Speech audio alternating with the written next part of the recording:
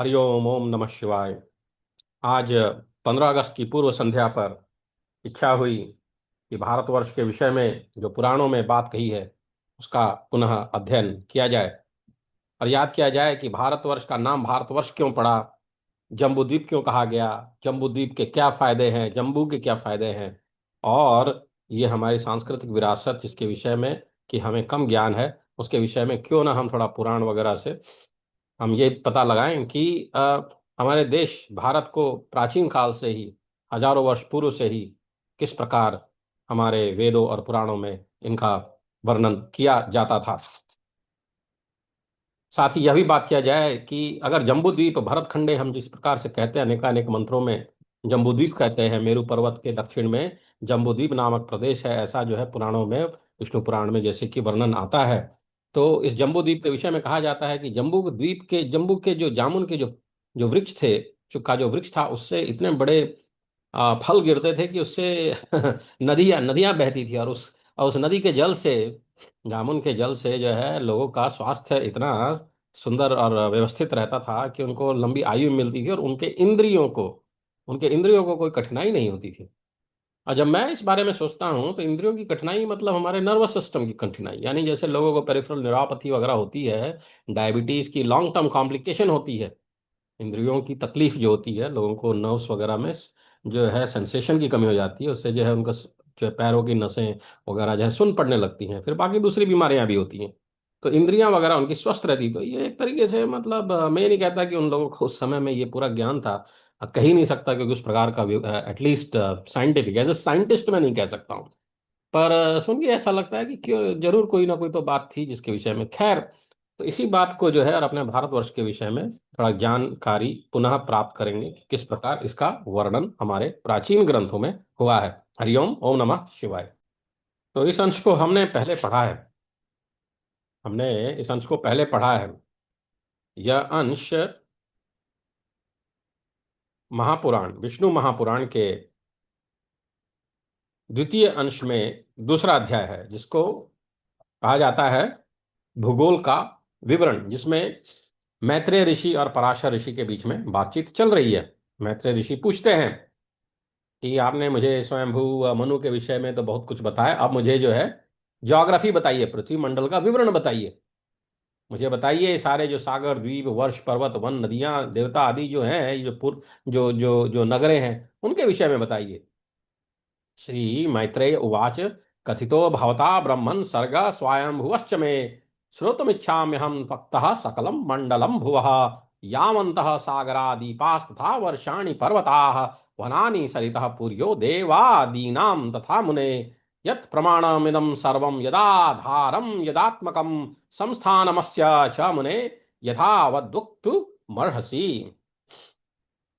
तो इस पर जो है पराशर ऋषि जो है बताना प्रारंभ करते हैं, बताते हैं कि ये जो अनेकानेक जो द्वीप हैं इनके विषय में अगर हम विस्तार में बताएं तो 100 वर्ष से भी अधिक लग जाएगा। उन्होंने कहा कि ये जो अनेकानेक जो पूरी जो ज्योग्राफी है इसको अगर विस्तार पूर्वक अगर हम बताने लगे तो अनेकों वर्ष लग जाएंगे।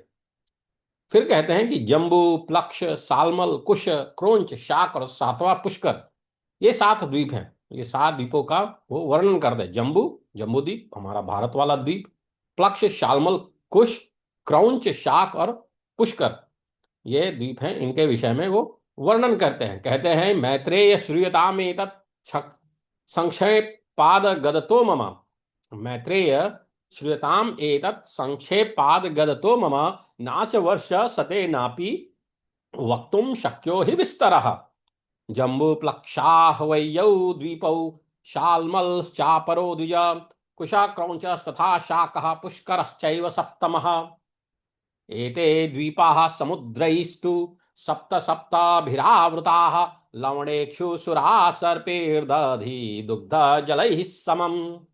इस प्रकार वो कहते हैं कि जो है ये 7 द्वीप हैं और ये चारों ओर से खारे पानी, इक्षुरस, मदिरा, घृत, दधी वगैरह अनेकानेक चीजों से घिरे हुए हैं। इस प्रकार का ये वर्णन करते हैं, इस प्रकार का ये वर्णन।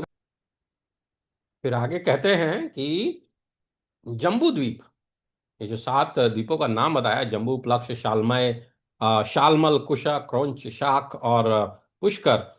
फिर कहते हैं कि जम्बूद्वीप इन सबके मध्य में स्थित है और उसके भी बीचों बीच में सुवर्णमय सुमेरु पर्वत है। जम्बूद्वीप समस्ता नाम में तेषां मध्य संस्थितः तस्यापि मेरुर्मैत्रेय मध्ये कनक पर्वतः चतुराशीति सहस्रो योजने रस्य चोक्षरयः। इसकी ऊंचाई 84,000 योजन है और नीचे की ओर यह 16,000 योजन पृथ्वी में घुसा हुआ है। इसका विस्तार ऊपरी भाग में 32,000 योजन है और नीचे तलैटी में केवल 16,000 योजन है। इस प्रकार यह पर्वत इस पृथ्वी रूप कमल की कर्णिका के समान है।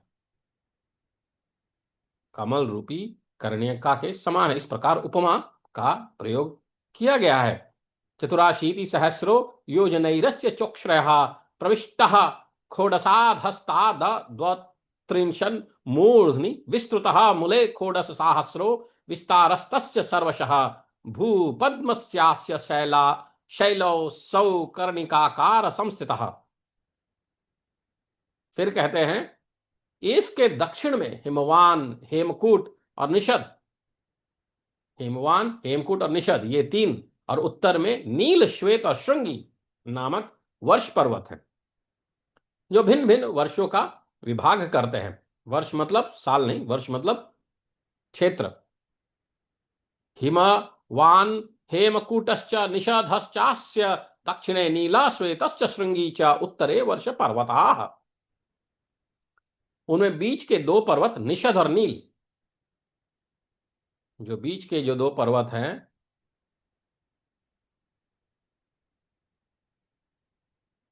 बताया गया कि दक्षिण में हिमवान, हेमकूट और निषद और उत्तर में नील, श्वेत और श्रृंगी।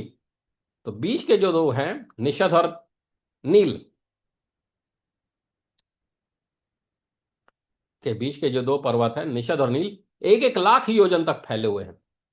उनसे दूसरे दूसरे 10-10 हजार योजन कम है, अर्थात हेमकूट और श्वेत 90-90 योजन, 90-90 हजार योजन और हिमवान और श्रृंगी 80-80 सहस्र योजन तक फैले हुए हैं। वे सभी 2-2 सहस्र मतलब 2-2 हजार योजन ऊंचे और उतने ही चौड़े हैं। यह तो उस समय की ज्योग्राफी का वर्णन हो रहा है। लक्ष्य प्रमाणौ द्वौ मध्यो दश हीनास्तथा परे सहस्रदितयोक्षरायास्तावद् विस्तारेणश्चते। फिर बताते हैं कि हे द्विज, मेरु पर्वत के दक्षिण की ओर पहला भारतवर्ष है तथा दूसरा किम पुरुष वर्ष और तीसरा हरिवर्ष है। तो मेरु पर्वत के दक्षिण में जम्बूद्वीप यानी भारतवर्ष, मेरु पर्वत के दक्षिण में भारतवर्ष, फिर किम पुरुष वर्ष और फिर हरिवर्ष, ये 3 क्षेत्र बताया गया। भारतम प्रथमम वर्षम तथा किम पुरुषम स्मृतम हरिवर्षम तथैवान्यन मेरोर दक्षिण तो द्विज। तो अब यहां पे जो है भारतवर्ष का वर्णन प्रारंभ हुआ। उत्तर की ओर क्या है? उत्तर की ओर प्रथम रम्यक, फिर हिरण्मय और तदनंतर उत्तर कुरु वर्ष है, जो द्वीप मंडल की सीमा पर होने के कारण भारतवर्ष के समान है, धनुषाकार है। जो कि द्वीप मंडल की सीमा पर होने के कारण भारतवर्ष के ही समान है। कि कौन सा? उत्तर कुरु वर्ष। हे द्विजश्रेष्ठ, इनमें से प्रत्येक का विस्तार 9-9 हजार योजन तथा इन सब के बीच में इलावृत वर्ष है, इलावृत वर्ष है, जिसमें स्वर्णमय सुमेरु पर्वत खड़ा हुआ है। इलावृत वर्ष में सुमेरु पर्वत खड़ा है। नव साहस्र में कैक में तेषां द्विजसत्तम इलावृतम च तन्मध्ये सौवर्णो मेरुरक्षृतः। फिर कहते हैं यह इलावृत वर्ष सुमेरु के चारों ओर 9,000 योजन तक फैला हुआ है। तो जो मेरु पर्वत है, सुमेरु पर्वत है, उसके 9,000 योजन तक इलावृत वर्ष फैला हुआ है। इसके चारों ओर 4 पर्वत है। ये चारों पर्वत मानो सुमेरु को धारण करने के लिए ईश्वरकृत किलियां हैं, क्योंकि इनके बिना ऊपर से विस्तृत और मूल में संकुचित होने के कारण, ऊपर में विस्तृत और मूल में संकुचित होने के कारण सुमेरु के गिरने की संभावना है। तो कह रहे हैं कि ये ऊपर में बड़ा है, बीच नीचे छोटा है, और चारों ये जो पर्वत, चारों तरफ जो 4 पर्वत हैं सुमेरु को धारण करने की, वो ईश्वर ने कुछ ऐसा बनाया है कि वो गिरे नहीं। कीलियां हैं, कीलियां ठोक रखी हैं, इस प्रकार से समझाने का प्रयत्न कर रहे हैं। इनमें से मंदराचल पूर्व में, मंदराचल पूर्व में, गंधमादन दक्षिण में, विपुल पश्चिम में और सुपार्श्व उत्तर में है। ये सभी 10-10 हजार योजन ऊंचे हैं, और ये 10-10 हजार योजन है। इन पर पर्वतों की ध्वजाओं के समान क्रमशः 11-1100 योजन ऊंचे कदम्ब, जम्बू, पीपल और वट के वृक्ष हैं। पूर्वेण मंदरो नामा, दक्षिणे गंधमादना, विपुला, पश्चिमे पार्श्वे सुपार्श्व, चोत्तरे स्मृतः कदम्बस्तेषु जम्बुश्च, पिप्पलो वट एव च, एकादश शतायामाह पादपा गिरिकेतवः। कदम, जम्बू, पीपल और वट के वृक्ष हैं, ऐसा बता रहे। अब वर्णन आ रहा है जम्बू द्वीप के विषय में। ये जम्बू द्वीप क्या है, नाम क्यों जम्बू पड़ा, जम्बू द्वीप पड़ा? तो कहते हैं कि इनमें जम्बू यानी जामुन वृक्ष जम्बू द्वीप के नाम का कारण है। उसके फल महान गजराज के समान, गजराज हाथी, महान गजराज के समान बड़े होते हैं। जब वे पर्वत पर गिरते हैं तो फटकर सब और फैल जाते हैं। जब पर्वत पर वो गिरते हैं तो वो सब और फैल के गिर जाते हैं, और उनके रस से निकली जम्बू नाम की प्रसिद्ध नदी वहां बहती है। तो वृक्ष से फल गिरते हैं, फल का जो जूस जो है, जो रस है, वह जो है नदी के रूप में बहता है, जिसका जल वहां के रहने वाले पीते हैं। और उसका पान करने से वहां के शुद्ध चित्त लोगों को पसीना, दुर्गंध, बुढ़ापा और इंद्रिय क्षय नहीं होता। जामुन के वृक्ष के, जामुन के फल के जो रस है, उससे जो नदी बहती है, उसको प्राप्त करने से वहां के जो शुद्ध चित्त लोग हैं, शुद्ध विचार वाले जो लोग हैं, उनको पसीना नहीं आता, दुर्गंध नहीं होती, बुढ़ापा नहीं होता, इंद्रिय क्षय, इंद्रियों का क्षय नहीं होता। इंद्रिय यानी नसें हो गई, आंख से दिखना हो गया।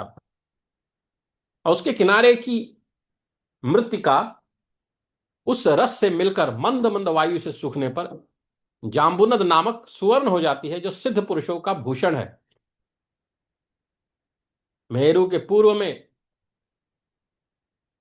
भद्राश्व वर्ष और पश्चिम में केतुमाल वर्ष है, तथा हे मुनिश्रेष्ठ, इन दोनों के बीच में इलावृत वर्ष है।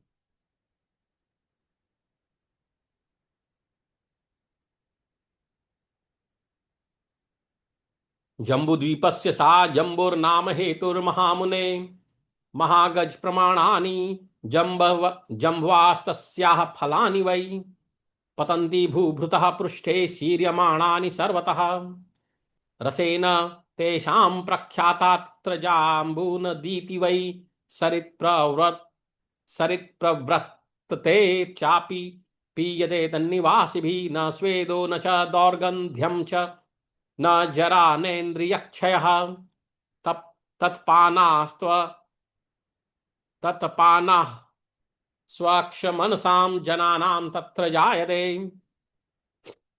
तीरमृत्तदृशं प्राप्य सुखवायु विशोषितां, जाम्बून् दाख्यं भवति सुवर्णं सिद्ध भूषणं, भद्राश्वं पूर्वतो मेरोः, केतुमालं च पश्चिमे, वर्षे द्वे तु मुनिश्रेष्ठ तयोर्मध्य मिलावृतः। इस प्रकार बताते हैं कि जो जामुन का जो रस है, उससे जो नदी बहती है, वो जो नदी जो बहती है उसका, उसके जल का या जम्बू के रस का पान करने से वहां पे लोगों को बुढ़ापा नहीं आता, इंद्रिय क्षय नहीं होता। और ये बात बड़ी ही इंटरेस्टिंग है, क्योंकि इसके पीछे मैं ये तो नहीं कह सकता कि लोग साइंटिफिक पॉइंट ऑफ व्यू से, जो आज हमारी जो वैज्ञानिक पद्धति है वो ये है कि हाइपोथेसिस बनता है और उसके बाद में उसको टेस्ट किया जाता है ना। तो मैं तो ये कहता आया हूँ कि हमारे जो शास्त्र हैं उनमें ऐसी ऐसी बातें निकल कर आ सकती हैं जिनको कि अगर लगे तो हाइपोथेसिस के रूप में परिवर्तित कर साइंटिफिक तरीके से, वैज्ञानिक पद्धति से, रिसर्च के माध्यम से टेस्ट किया जा सकता है कि क्या वो बात सही है जैसे कि हम जानते हैं कि बहुत सारे लोग जो हैं हमारे समाज में जामुन खाते हैं अपनी मधुमेह की समस्या को रोकने के लिए। और मधुमेह डायबिटीज से रिलेटेड बीमारियां होती हैं जिसमें इंद्रिय क्षय होता है, जैसे कि आंखों की रोशनी जाती है, डायबिटिक रेटाइनोपैथी होती है, पैरों वगैरह में जो है नसों से जो है नसों के विकार हो जाते हैं। हाँ, पैरों में सेंसेशन जो है, स्पर्श वगैरह जो है करते हैं तो पता नहीं चलता है। आंख बंद करके खड़े हो जाएं तो इंसान आगे पीछे गिर जाता है क्योंकि उसको पता ही नहीं चलता कि उसका पैर कहाँ है। ठीक है, तो उसको इंद्रिय क्षय हो गया। और डायबिटीज के मैनेजमेंट करने से, अच्छा कंट्रोल करने से ये समस्याएं नहीं होती हैं। ये समस्याएं नहीं होती है, स्किन वगैरह जो है वो हेल्दी रहता है। ठीक है ना। और अगर ये सब चीज़ें अगर उसी प्रकार जो है, अगर डायबिटीज अच्छा कंट्रोल में रहेगा तो ब्रेन की जो है, मस्तिष्क की बीमारियां नहीं होंगी, कॉग्निटिव रिजर्व अच्छा रहेगा, क्योंकि छोटे छोटे जो है साइलेंट स्ट्रोक्स जो होते हैं वो नहीं होंगे या कम होंगे। इस प्रकार से बुढ़ापा नहीं आएगा। बुढ़ापा नहीं आएगा मतलब, देखो, 80 साल के ही दो लोग होते हैं। एक होते हैं जो कि पूरी तरह जो है बीमारियों से जूझ रहे होते हैं, उनका मस्तिष्क काम नहीं करता है। और दूसरे होते हैं जो कि बहुत शार्प एंड एक्टिव होते हैं। तो बुढ़ापा जो है ना, एक सिर्फ नंबर नहीं है, यह जो है हम क्या क्या कर सकते हैं अपने उम्र में, एडवांस स्टेज में। मैं सीधा एग्जांपल जो है भीष्म पितामह का देता हूँ कि उन्होंने जो है वो अपने अंतिम दिनों में भी कितने शार्प थे और एक्टिव थे। हम- अपनी मृत्यु को प्राप्त करते करते भी उन्होंने भगवान श्री कृष्ण के लिए जो है एक इतनी अच्छी सुंदर वंदना प्रस्तुत की, महाभारत में है वो। और समाज के कल्याण के लिए अनेकानेक ज्ञान की बातें बताई। तो विष्णु पुराण के पवित्र श्लोकों में प्राचीन भारतीय भूभाग को जम्बूद्वीप नाम दिया गया है, और अर्थात जामुन के वृक्षों की भूमि, जो कि हम अभी पढ़ रहे हैं। और इस ग्रंथ में एक अत्यंत सुंदर और अलौकिक चित्रण मिल रहा है, जिसके विषय में अभी हम जान रहे थे कि माउंट मेरू यानी मेरू पर्वत के शिखरों पर हाथियों के आकार जितने विशाल जामुन के फल पककर गिरते हैं, जिससे निकलने वाले गाढ़े बैंगनी रस से एक दिव्य नदी का जन्म होता है, जिसे जम्बू नदी कहते हैं। और इस नदी का जल पीने वाले मनुष्यों को दीर्घायु, लंबी आयु, संपूर्ण रोग प्रतिरोधक क्षमता और शारीरिक क्षय से मुक्ति प्राप्त होती है। और आज का आधुनिक मस्तिष्क इसे केवल एक पौराणिक कथा मानकर खारिज कर सकता है, लेकिन प्राचीन भारतीय ऋषियों ने इस रूपक एलेगरी का उपयोग एक गहरे वैज्ञानिक सत्य को छुपाने के लिए किया था। जामुन, साइजियम क्यूमिन, मानव स्वास्थ्य के लिए वास्तव में एक प्राकृतिक अमृत है। हमारे यहाँ भारत में तो लोग उसका बहुत उपयोग करते हैं।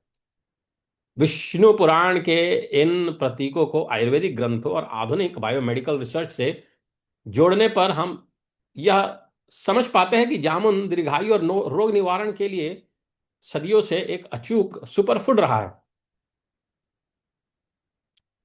जहां पुराणों में ब्रह्मांडी और अलौकिक प्रतीकों का उपयोग किया गया है, वहीं चरक संहिता और सुश्रुत संहिता जैसे शास्त्रीय आयुर्वेदिक ग्रंथ जामुन के औषधीय गुणों का सटीक विश्लेषण प्रस्तुत करते हैं। आयुर्वेद जामुन को ऐसे गुणों से वर्गीकृत करता है जो इसकी जीवन विस्तार करने वाली क्षमताओं की पुष्टि करते हैं। रस और गुण, स्वाद और गुण, जामुन मुख्य रूप से कषाय, एस्ट्रिंजेंट, कसैला और मधुर मीठा रस से युक्त होता है।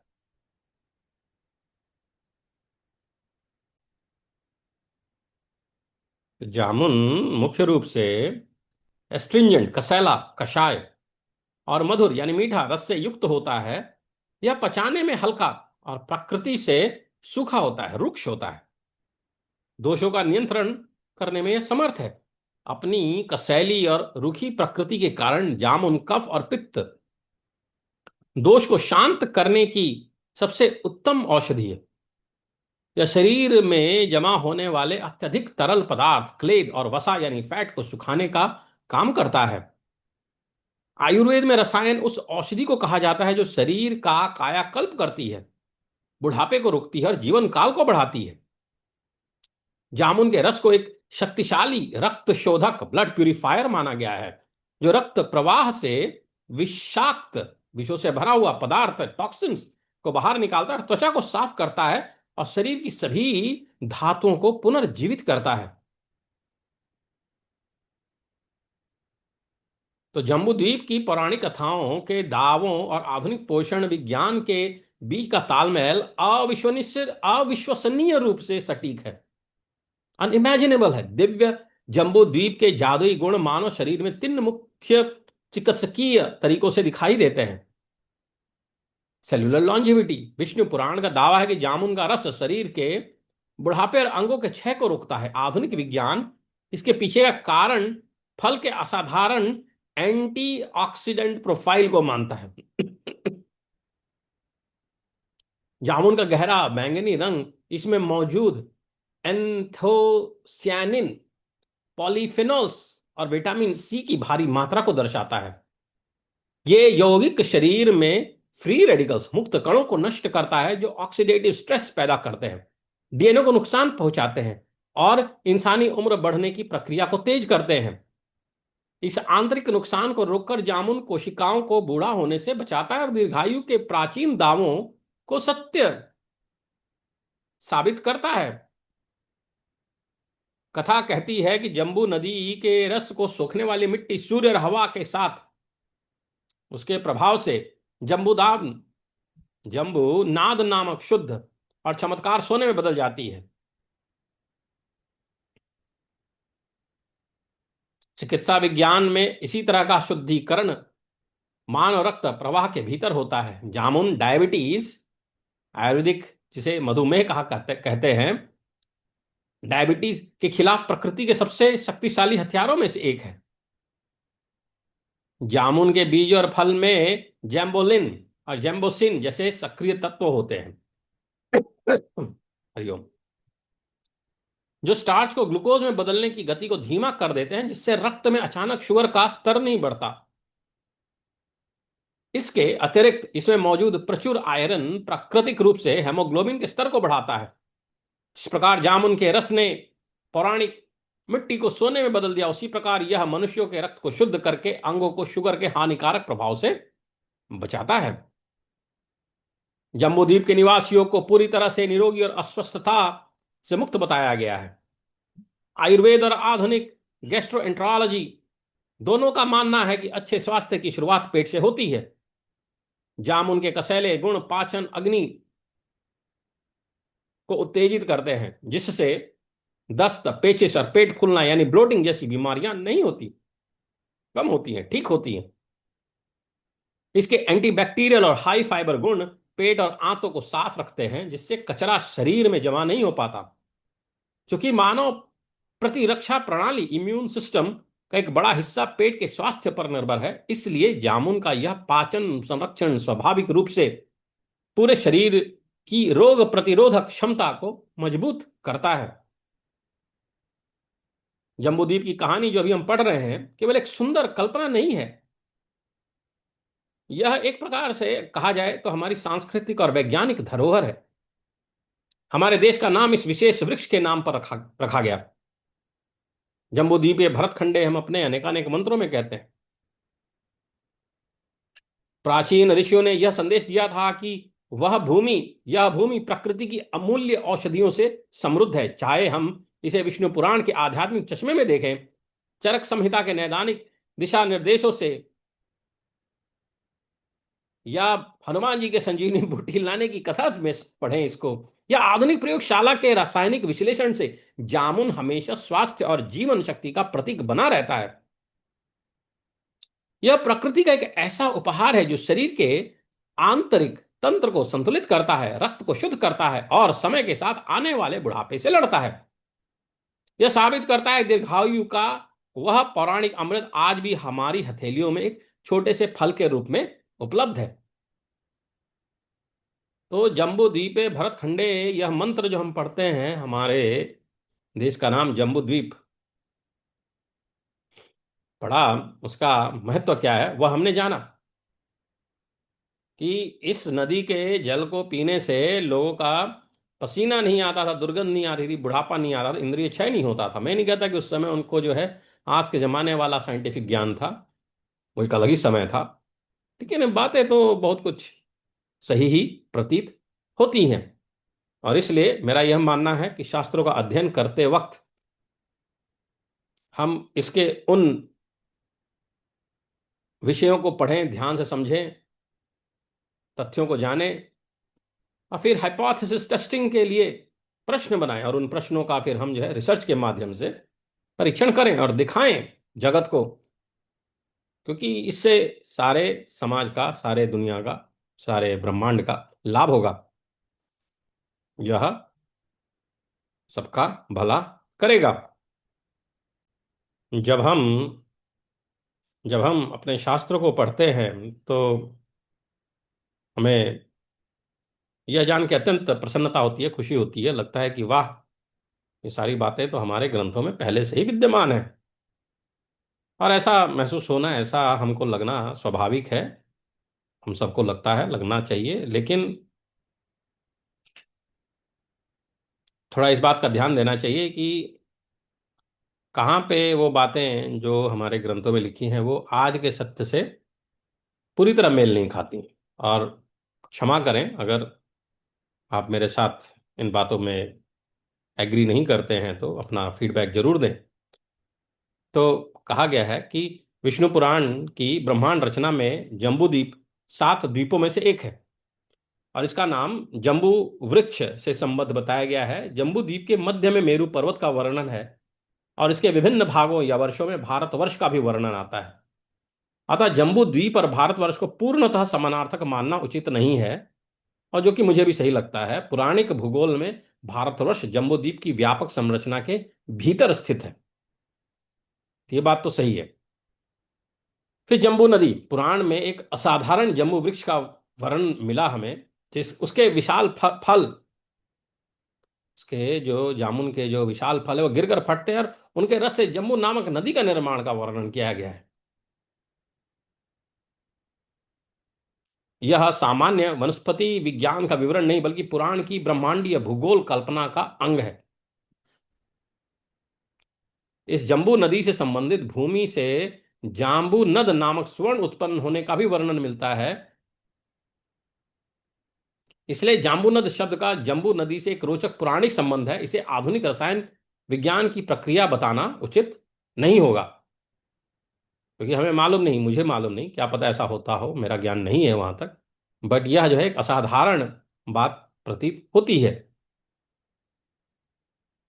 क्या जम्बू का अर्थ आज का जामुन है? जम्बू की पहचान सामान्यतः जामुन, साइजियम क्यूमिनी से की जाती है। इस वृक्ष और फल का भारतीय साहित्य, आहार और चिकित्सा परंपराओं में अपना स्वतंत्र महत्व है, यह तो बात निश्चित है। स्वास्थ्य के विषय में भी जो मैंने बात कही, क्या वह सुरक्षित है, सही है? तो आधुनिक अनुसंधान से यह ज्ञात है कि जामुन में अनेक जैव सक्रिय पदार्थ, विशेषकर पॉलीफिनॉल्स और एंथोसियानिन्स पाए जाते हैं। इसके फल, बीज तथा अन्य भागों का पारंपरिक चिकित्सा में उपयोग रहा है, विशेष रूप से ग्लूकोज मेटाबॉलिज्म और एंटीऑक्सीडेंट एक्टिविटी के संदर्भ में इस पर वैज्ञानिक अनुसंधान हुआ है। लेकिन इससे यह निष्कर्ष नहीं निकाला जा सकता कि पुराणकार आधुनिक डायबिटीज, एंटीऑक्सीडेंट और सेलुलर एजिंग के वैज्ञानिक तंत्र का वर्णन कर रहे थे।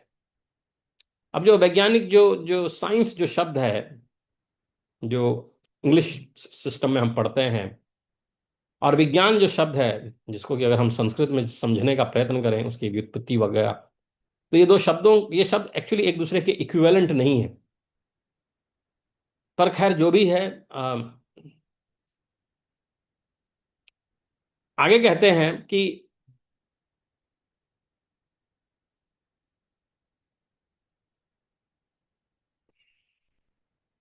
यहां इस चीज को जो मैंने पढ़ा, जामुन और जम्बूद्वीप और भारतवर्ष के विषय में, तो यहाँ एक रोचक संवाद जरूर किया जा सकता है, संवाद की स्थापना की जा सकती है कि जिस जम्बू को पौराणिक कल्पना में इतना विशिष्ट स्थान मिला, उसी जामुन का आज फाइटोकेमिस्ट्री और मेटाबॉलिक हेल्थ के संदर्भ में अध्ययन हो रहा है। और यह समानता समानता जो है, यह जो इक्विवेलेंस है, यह आकर्षक है, परंतु इसे प्राचीन वैज्ञानिक भविष्यवाणी या आधुनिक विज्ञान द्वारा पुराण की पुष्टि के रूप में प्रस्तुत हमें नहीं करना चाहिए। थोड़ा हमें केयरफुल रहना चाहिए। लेकिन आज जो 15 अगस्त को हम स्वतंत्र भारत का उत्सव मनाते हैं, लेकिन पुराण पढ़ते हुए एक और प्रश्न उठता है कि 1947 में स्वतंत्र हुआ भारत आधुनिक राजनीतिक राष्ट्र है, पर जिस भारतवर्ष की स्मृति हमारे ग्रंथों में आती है वह कितनी पुरानी है। जम्बूद्वीप क्या है, भारतवर्ष क्या है, हमारे पूर्वज अपनी भूमि, पर्वतों, नदियों और जन समुदायों की कल्पना किस प्रकार करते थे, इसको जानना भी जो है हमारे लिए अति आवश्यक है। तो आगे हम पढ़ते हैं। आगे हम विष्णु पुराण में पढ़ते हैं। हमने जो है 23वें श्लोक तक, 23वें 24वें श्लोक तक पढ़ लिया था इस अध्याय के। अब आगे पढ़ते हैं कि वनम चैत्र रथम पूर्वे दक्षिणे गंधमादनम वै भ्राजम पश्चिमे तद्वत् दुक्तरे नंदनम स्मृतम अरुणोदम महाभद्रम सितोदम समन समानसम संरास्येतानि चत्वारि देव भोग्यानि सर्वदा। इसी प्रकार उसके पूर्व की ओर चैत्र रथ, दक्षिण की ओर गंधमादन, पश्चिम की ओर वैभराज और उत्तर की ओर नाम नंदन नामक वन है, तथा सर्वदा देवताओं से सेवनीय अरुणोद, महाभद्र, असितोद और मानस, ये चार सरोवर है। तो आगे बताते हैं कि शीतांब, कुमुंद, कुरुरी, माल्यवान और वैकंक आदि पर्वत मेरु के पूर्व दिशा के केसराचल है। त्रिकुट, शिशिर, पतंग, रूचक और निषाद आदि केसराचल उसके दक्षिण की ओर है। सिखिवासा, वैडूर्य, कपिल, गंधमादन और जारुदी उसके पश्चिमी केसर पर्वत हैं, तथा मेरु के अति समीपस्थ इलावृत वर्ष में और जठरादि देशों में स्थित शंखकूट, ऋषभ, हंस, नाग तथा कालंज आदि पर्वत उत्तर दिशा के केसराचल हैं। मेरु के ऊपर अंतरिक्ष में 14 सहस्र योजन के विस्तार वाली ब्रह्मा जी की ब्रह्मपुरी है। उसके सब और दिशा और विदिशा में इंद्र आदि लोकपालों के 8 अति रमणीक विख्यात नगर है। विष्णु पादोद्भवा श्री गंगा जी चंद्रमंडल को चारों ओर से आप्लावित कर स्वर्गलोक से ब्रह्मपुरी में गिरती हैं। वहां गिरने पर वे चारों दिशाओं में क्रम से सीता, अलकनंदा, चक्षु और भद्रा नाम से 4 भागों में विभक्त हो जाती हैं। गंगा नदी, गंगा जी जो है, जो कि विष्णोत्पादोद्भवा कहलाई गई है। गंगा जी चंद्रमंडल को चारों ओर से आप्लवित कर, चंद्रमंडल को चारों ओर से आप्लवित कर स्वर्गलोक से ब्रह्मपुरी में गिरती हैं। वहां गिरने पर, ब्रह्मपुरी में गिरने पर, वे चारों दिशाओं में क्रम से सीता, अलकनंदा, चक्षु और भद्रा नाम से 4 भागों में विभक्त होती हैं। उनमें से सीता पूर्व की ओर आकाश मार्ग से एक पर्वत से दूसरे पर्वत पर जाती हुई अंत में पूर्व स्थित भद्राश्व वर्ष को पार कर समुद्र में मिल जाती हैं। इसी प्रकार हे महामुने, अलकनंदा दक्षिण दिशा की ओर भारतवर्ष में आती हैं और 7 भागों में विभक्त होकर समुद्र में मिल जाती हैं। 7 भागों में। अच्छा। चक्षु पश्चिम दिशा में समस्त पर्वतों को पार कर केतुमाल नामक वर्ष में बहती हुई अंत में सागर में जा गिरती हैं, तथा हे मुने, भद्रा उत्तर के पर्वत और उत्तर कुरु वर्ष को पार करती हुई उत्तरीय समुद्र में मिल जाती है। माल्यवान और गंधमादन पर्वत उत्तर तथा दक्षिण की ओर नीलाचल तथा निषद पर्वत तक फैले हुए हैं। उन दोनों के बीच में कर्णिकाकार मेरु पर्वत स्थित है। अब इतनी ज्योग्राफी तो मुझे मालूम नहीं कि जो है इन सब नदियों का जो है किस प्रकार का कनेक्शन होगा, किस प्रकार से जो है जो इंडियन प्लेट है वो नॉर्थ में जो है जाते हुए हिमाचल वगैरह का, हिमालय का जो है निर्माण करते हुए किन प्रकार की नदियां प्रारंभ हुई होंगी और कहाँ, कौन सी बही होंगी और कौन सी जो है सूख गई होंगी या बंद हो गई होंगी। इन सब के विषय पे मेरा कमेंट करना उचित नहीं है, पर ये बातें रुचिकर तो जरूर है। हे मैत्रेय, कहते हैं कि हे मैत्रेय, मर्यादा पर्वतों के बहिर्भाग में स्थित भारत, केतुमाल, भद्राश और कुरुवर्ष श्लोक पद्म के पत्तों के समान है। तो इस प्रकार हमने जो है जम्बूद्वीप, मेरू पर्वत, इनके विषय में थोड़ी चर्चा की। इनके विषय में हमने थोड़ी चर्चा की। फिर आगे हम भारत के विषय में इसी अंश के तीसरे अध्याय में भगवान श्री पराशर द्वारा बतलाया गया भारतवर्ष का वर्णन जानेंगे। पराशर ऋषि कहते हैं कि उत्तरम यत् समुद्रस्य हिमाद्रश्चैव दक्षिणम वर्षम तद् भारतम नाम भारती यत्र संतति नवयोजन साहस्रो विस्तारोस्य महामुने कर्म भूमिरियं स्वर्गम पौर्वर्गम च गच्छताम् महेन्द्रो मलयः सह्य श्रुतिमान् वृक्षपर्वतः विन्ध्यश्च पारियात्रश्च सप्तात्र कुलपर्वताः अतः सम्प्राप्यते स्वर्गो मुक्तिम् स्मात् प्रयान्ति वै तिर्यक्त्वं नरकं चापि यान्त्यतः पुरुषा मुने इतः स्वर्गश्च मोक्षश्च मध्यं चान्तश्च गम्यते न खल्वन्यत्र मर्त्यानां कर्म भूमौ विधीयते भारतस्यास्य वर्क्षस्य नवभेदानि शामय इन्द्रद्वीपः कशेरुश्च ताम्रपर्णो गभस्तिमान् नागद्वीपस्तथा सौम्यो गन्धर्वस्त्वथ वारुणः अयं तु नवमस्तेषां द्वीपः सागरसंवृतः योजनानां सहस्रं तु द्वीपोऽयं दक्षिणोत्तरात् पूर्वे किराता यस्यान्ते पश्चिमे यवनाः स्थिताः ब्राह्मणा क्षत्रिया वैश्या मध्ये शूद्राश भागशः एज्यायुधवणिज्याद्यैर्वर्तयन्तो व्यवस्थिताः शतदृश्चन्द्रभागाद्या हिमवत्पादनिर्गताः वेदस्मृतिमुखाद्याश्च पारियात्रोद्भवा मुने नर्मदासुरसाद्याश्च नद्यो विन्ध्याद्रिनिर्गताः तापीपयोष्णी निर्विन्ध्या प्रमुखारिच्छसम्भवाः गोदावरी भीमरथी कृष्णवेण्यादिकास्तथा सह्यपादोद्भवा नद्या स्मृतः पापभयापहाः कृतमाला ताम्रपर्णी प्रमुखा मलयोद्भवाः त्रिसामाचार्य कुल्याद्या महेन्द्र प्रभवाः स्मृताः ऋषिकुल्या कुमाराद्याः शुक्ति मत पादसंभवाः आसां नद्युपनद्यश्च सन्त्यन्याश्च सहस्रशः तस्विमे कुरु पाञ्चाला मध्यदेशादयो जनाः पूर्वदेशादिकाश्चैव कामरूप निवासिनः पुण्ड्राः कलिङ्गा मगधा दक्षिणाद्याश्च सर्वशः तथा परान्ताः सौराष्ट्राः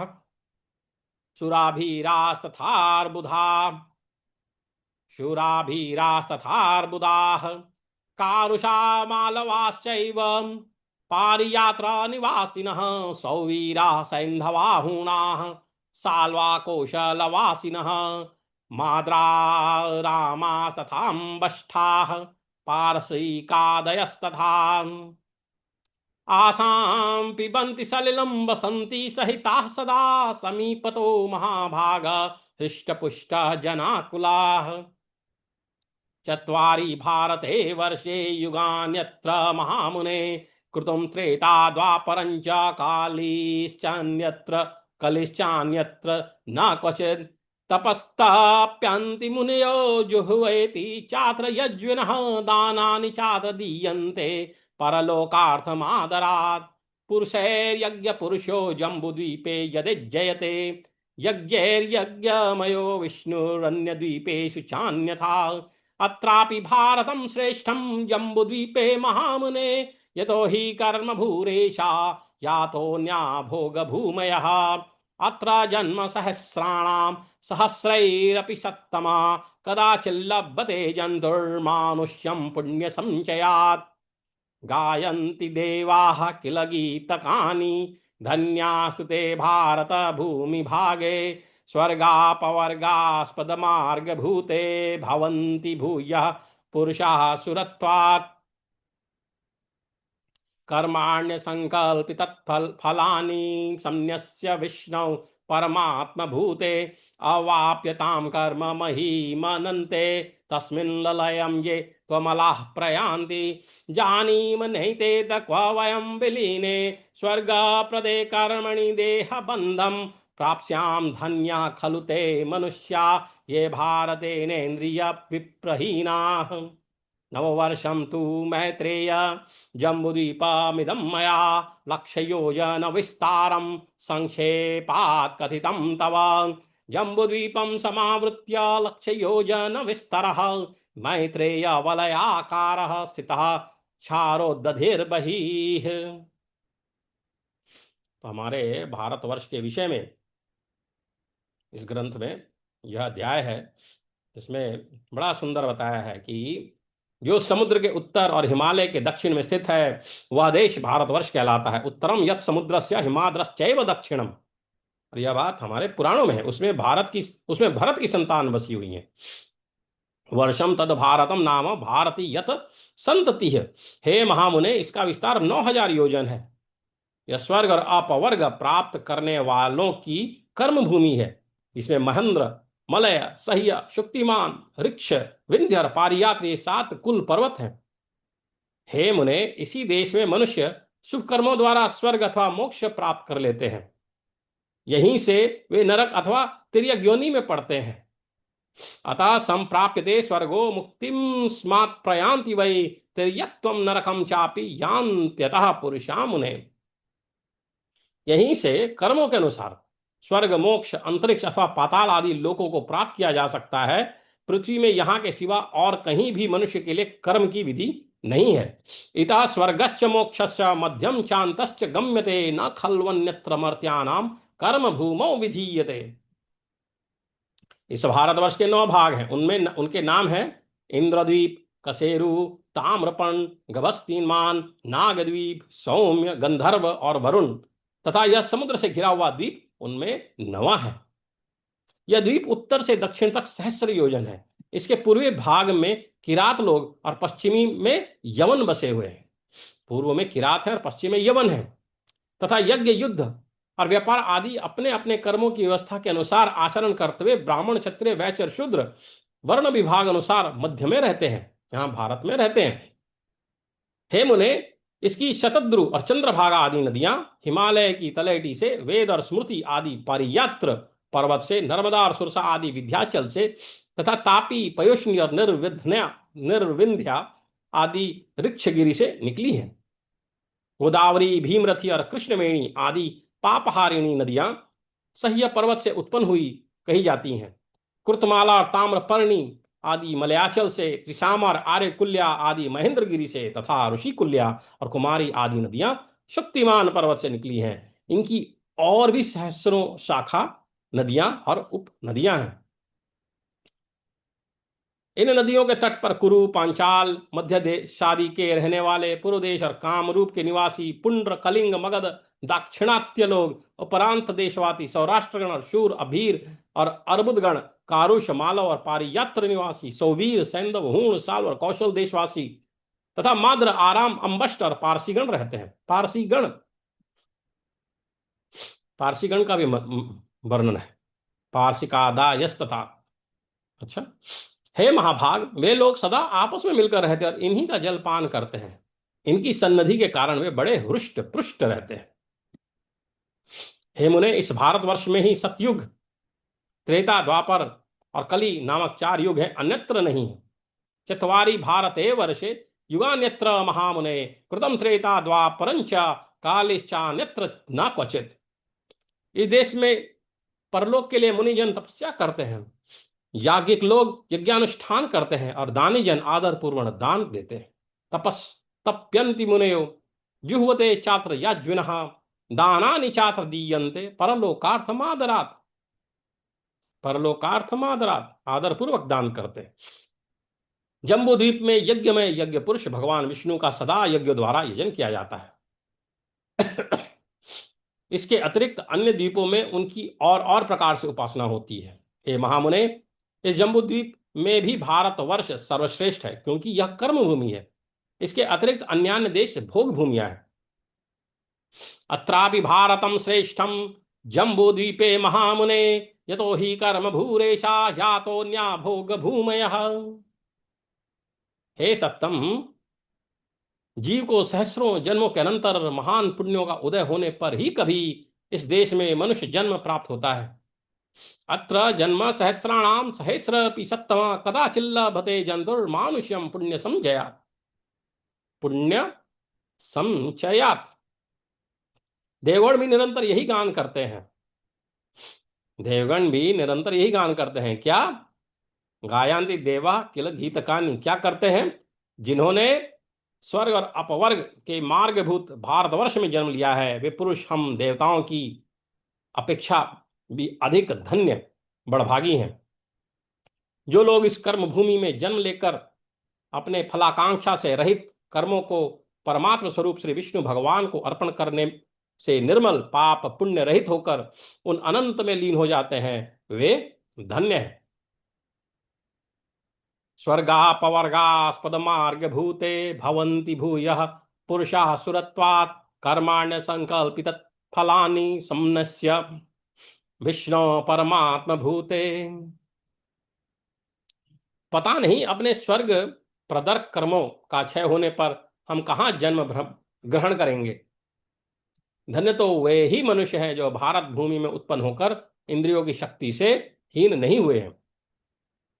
जानीम नैतत् क्व वयं विलीने स्वर्ग प्रदे कर्मणि देह बंधम प्रापस्याम धन्या खलु ते मनुष्या ये भारते नेन्द्रिय विप्रहीना। हे मैत्रेय, इस प्रकार लाख योजन के विस्तार वाले 9 वर्ष विशिष्ट इस जम्बूद्वीप का मैंने तुमसे संक्षेप में वर्णन किया। हे मैत्रेय, जम्बूद्वीप को बाहर चारों ओर से लाख योजन के विस्तार वाले वलयाकार खारे पानी के समुद्र ने घेरा हुआ है। जम्बूद्वीपम समावृत्य लक्ष्य योजन विस्तरः मैत्रेय वलयाकारा स्थिता शारोद दधिर बही। इस प्रकार हमने जो है, इस प्रकार हमने जम्बूद्वीप भारतवर्ष के विषय में जाना। भारतवर्ष के विषय में ऋषि मुनियों ने कहा है कि यहां जन्म प्राप्त करना बहुत अच्छी किस्मत की बात है।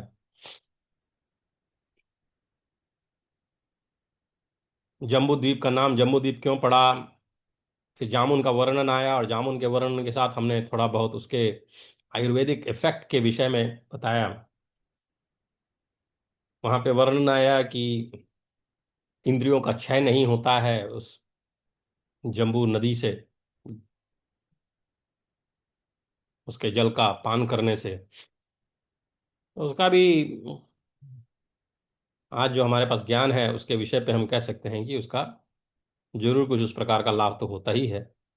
हम यह नहीं कह सकते कि उस जमाने में, उस समय में हमारे ऋषियों को इस वैज्ञानिकता का की समझ, आज की समझ, आज जिस तरीके से हम उसके विषय में सोचते हैं उस प्रकार की समझ रही होगी जरूर। उनका यह जो ऑब्जर्वेशन है यह तो बहुत महत्वपूर्ण है।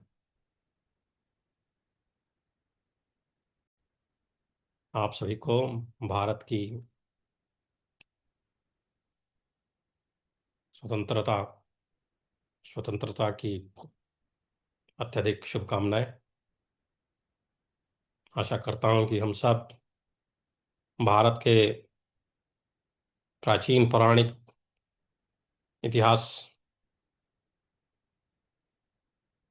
उसके बाद का इतिहास, गुप्त साम्राज्य वगैरह उस समय का इतिहास, उसके बाद किस प्रकार से भारत की अधोगति हुई, उस इतिहास, और ऐसा क्या करे जिससे कि भारत का स्वर्णिम युग पुनः स्थापित हो, उस विषय में हम विचार करें। सबका कल्याण हो। सारे भारतवासी जहाँ हैं वहाँ पे वह महान कार्य करें और अपने पूर्वजों का नाम बढ़ाएं। इसी आशा के साथ नमस्कार। हरिओम।